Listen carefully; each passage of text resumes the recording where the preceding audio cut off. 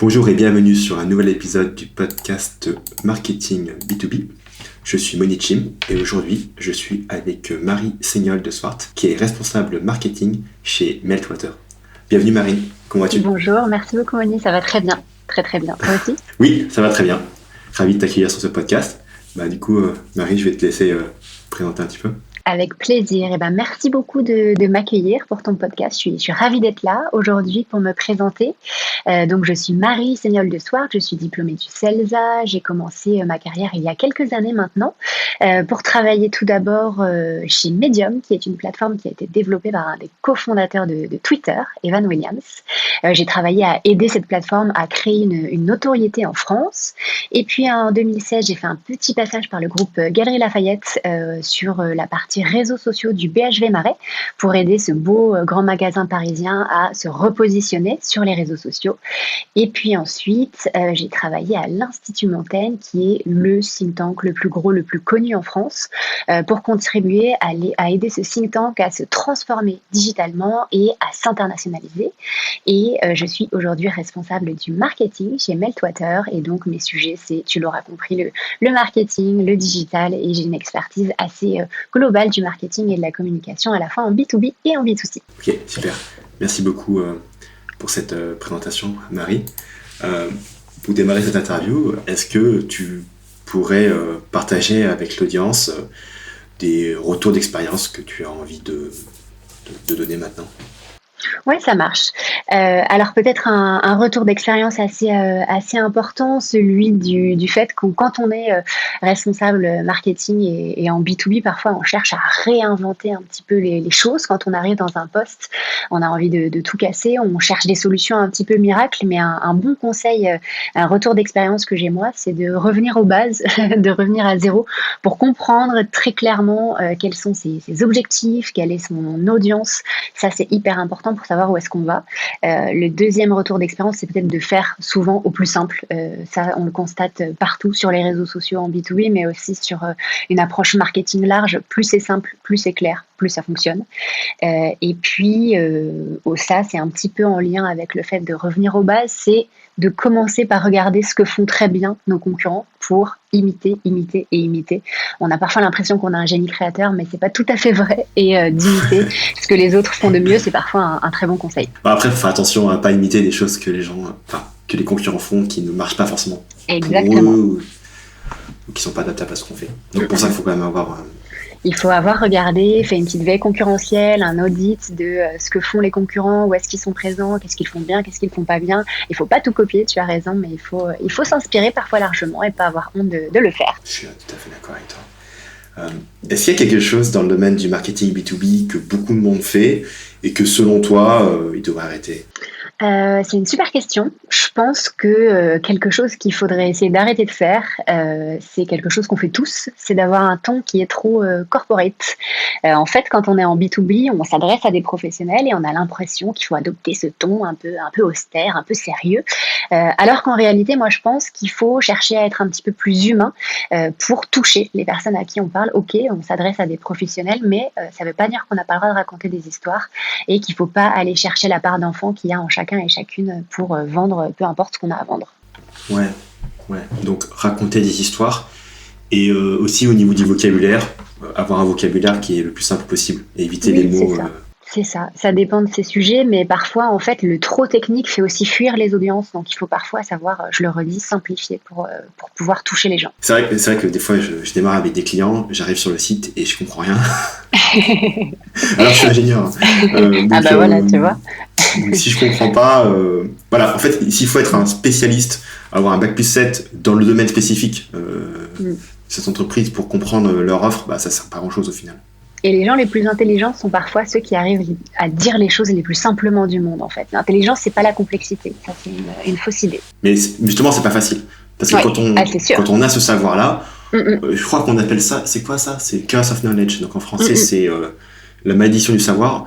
On sait tout sur ce sujet-là, donc on s'imagine que pour tout le monde, c'est pareil. Et après, on se demande pourquoi les gens ne comprennent pas.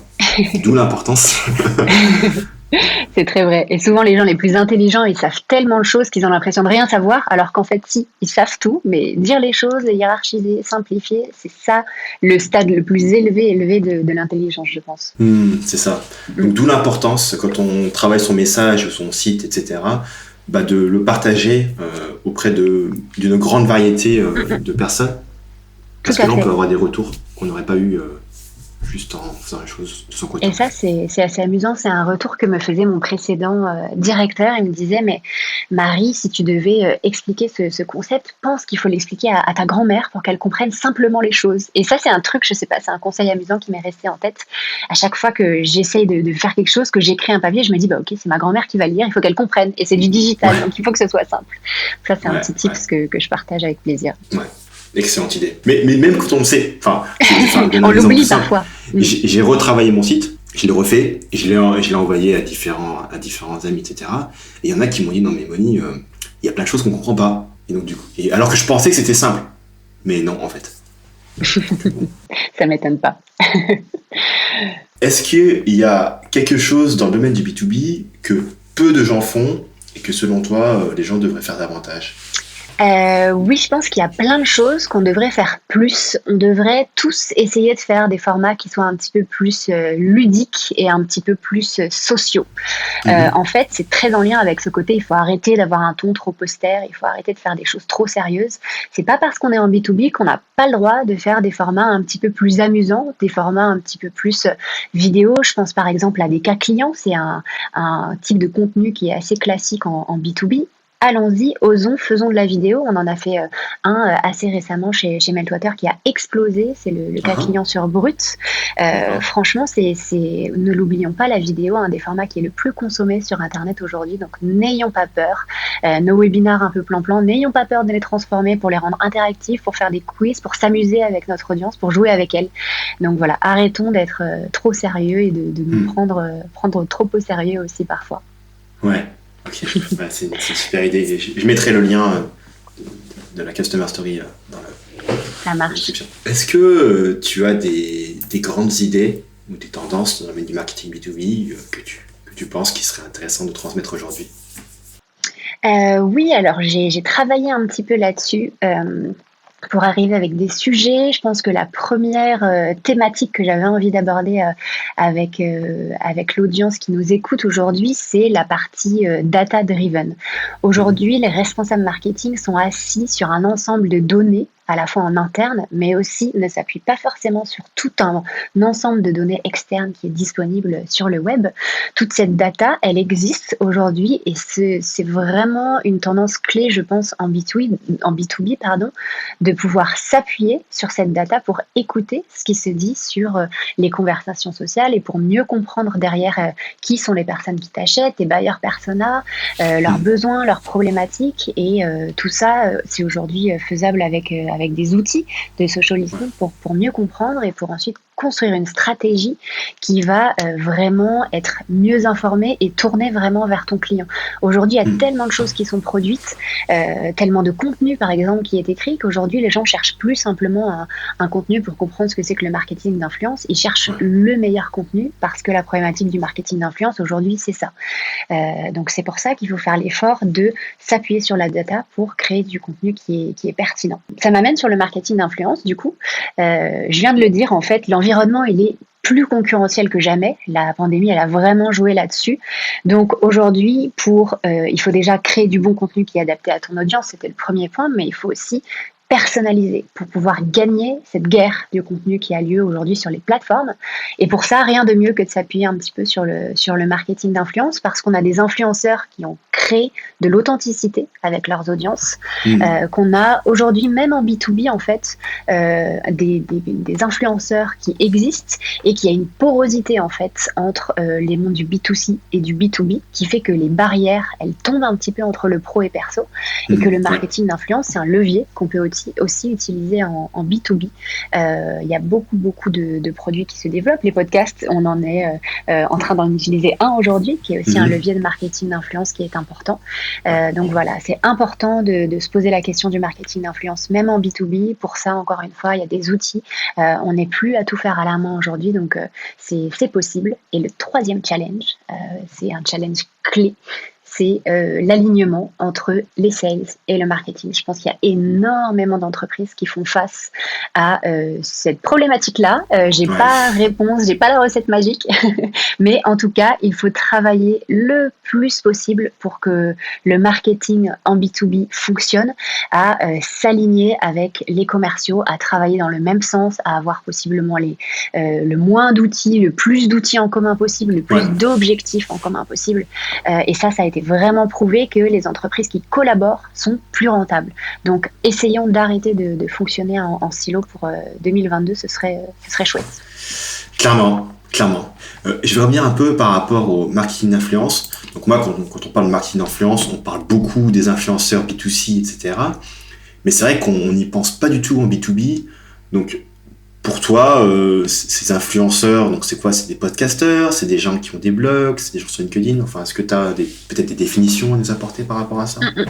C'est une très bonne remarque. Donc en fait, un influenceur B2B, c'est un professionnel qui va, à travers sa carrière, s'être formé sur une verticale, sur un sujet, sur une industrie en particulier, et qui est reconnu par ses pairs en tant qu'expert lui-même.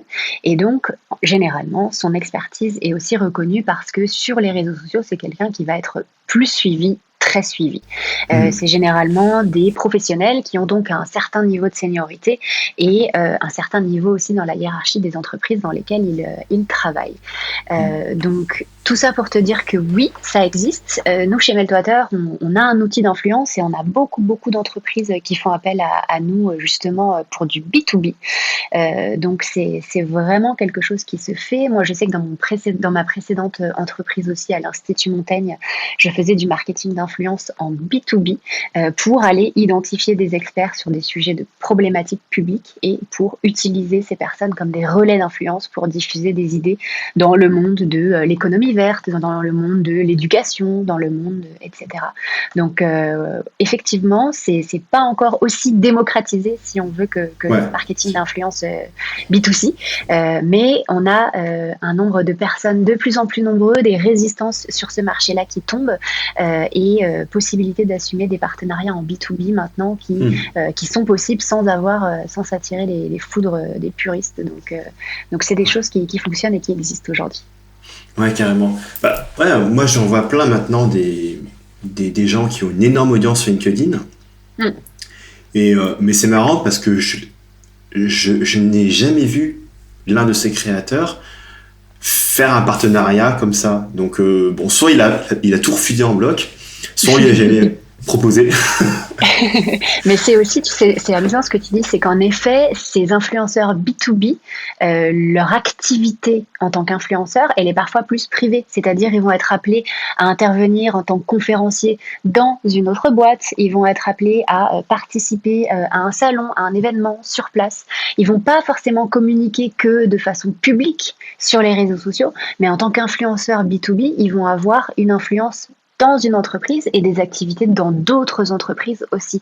Donc c'est toute cette visibilité privée-publique qui est aussi assez différente et qui fait qu'on appréhende plus difficilement ce concept de l'influence B2B aussi. Par rapport au marketing, clairement toi tu évangélises cette approche de faire les choses et moi aussi. Est-ce que tu as des exemples peut-être d'interventions ou d'initiatives que tu as pu effectuer dans le passé, dans des expériences, où tu as vu que ça menait vers un meilleur alignement entre les sales et le marketing? Oui, tout à fait. Un des premiers points clés, je vais pas faire de la pub pour certains outils, mais c'est ce que je disais tout à l'heure, c'est-à-dire que en général, les commerciaux versus le marketing fonctionnent en silo.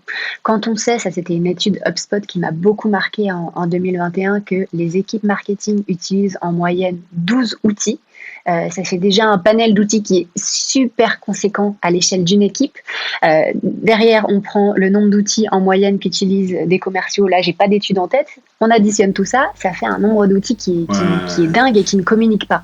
Donc vraiment, ça, c'est quelque chose qu'on avait fait dans mon entreprise précédente, qu'on fait aussi dans celle dans laquelle je suis, c'est d'essayer d'avoir une rationalisation des besoins et des outils, et d'avoir par exemple un CRM unique qui communique avec les deux équipes, plutôt que d'avoir le CRM des commerciaux, le CRM du marketing, et deux logiciels qui se parlent pas, et des bases de données clients qui sont pas à jour, qui se parlent pas. Enfin, ça c'est vraiment une chose que j'ai expérimentée et qu'il faut vraiment essayer de faire le plus possible, c'est de faire l'état des lieux des outils dans chacune de ces équipes, et ensuite de dire c'est pas possible qu'on fonctionne comme ça, et puis ensuite de travailler à implémenter un nouvel outil. C'est des choses qui prennent beaucoup de temps, déjà de constater les problèmes et ensuite de mettre en place un logiciel nouveau.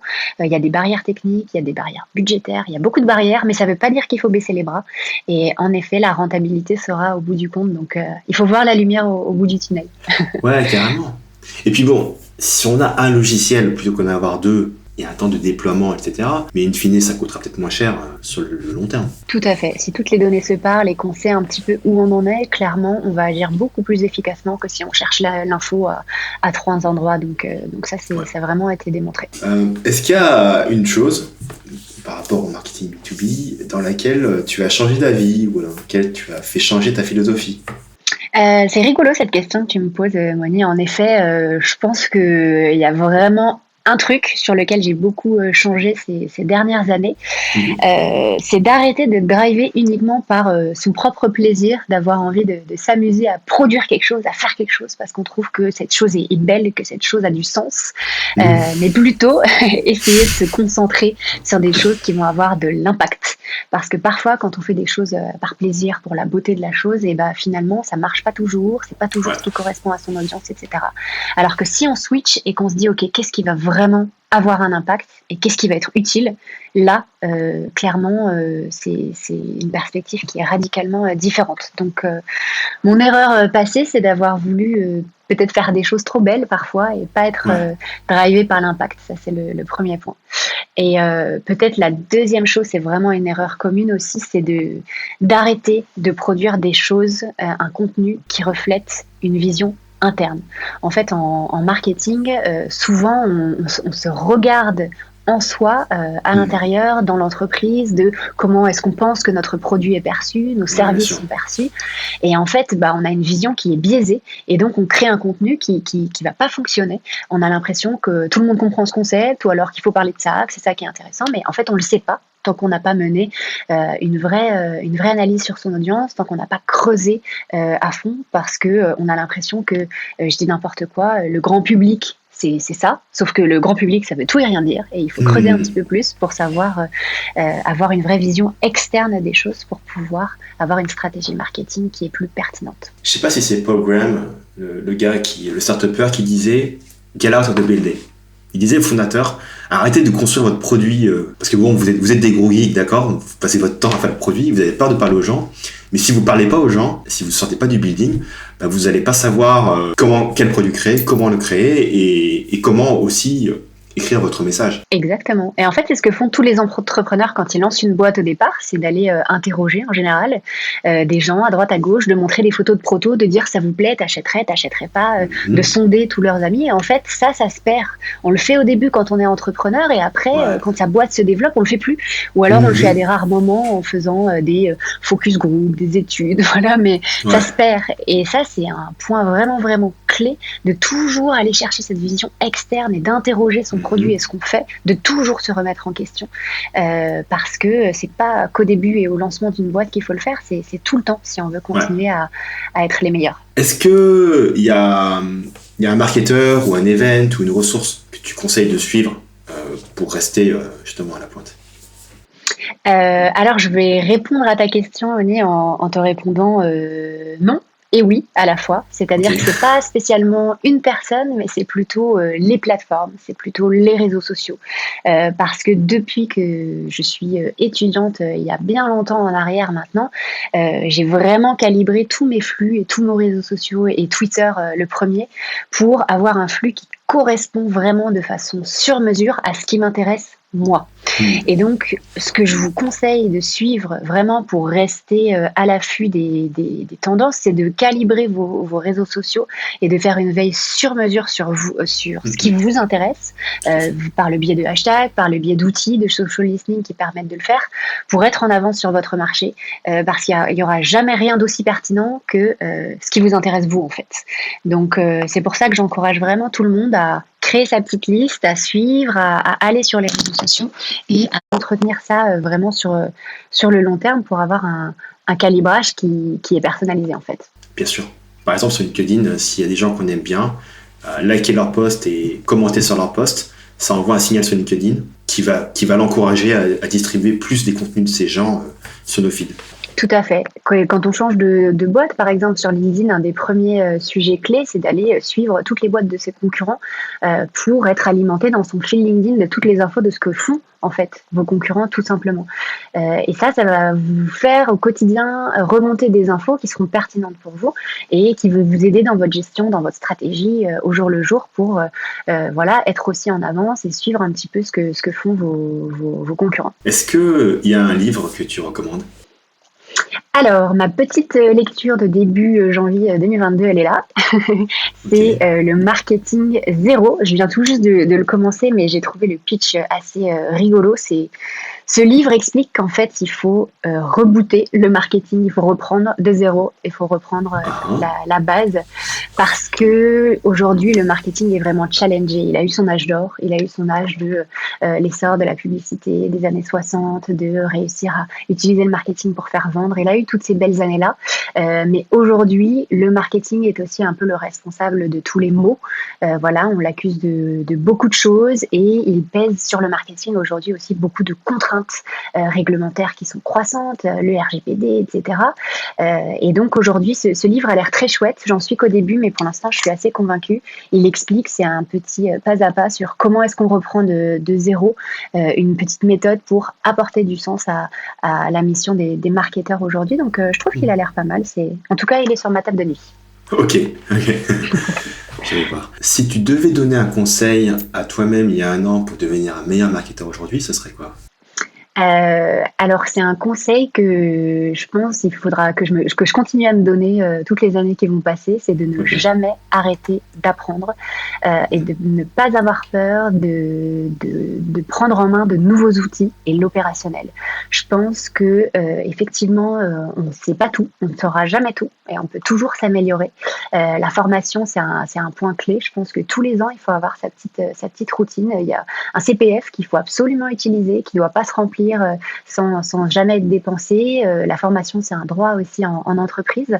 Je pense que ça nous permet de rester aussi, d'avoir un pied dans l'opérationnel parce que le meilleur manager, selon moi, c'est celui qui est capable de venir s'asseoir à côté de toi et de te dire bah Marie, ça, ce que tu fais, je vais te montrer, on peut faire mieux et plus efficacement et c'est comme ça qu'il faut faire.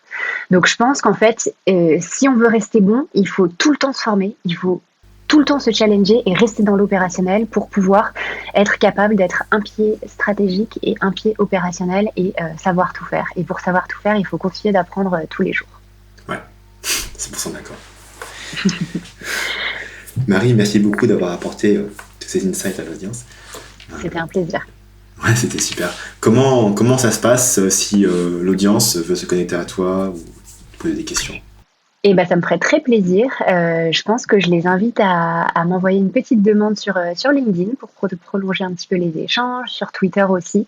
J'ai tous mes liens de réseaux sociaux que je pourrais vous partager. En tout cas, si ça vous a inspiré, si vous avez envie de prendre un café, je serais ravie de discuter avec celles et ceux qui nous ont écoutés aujourd'hui et qui ont envie de poursuivre la discussion. Ok, parfait. Merci beaucoup Marie. À bientôt. Merci Moni, à bientôt.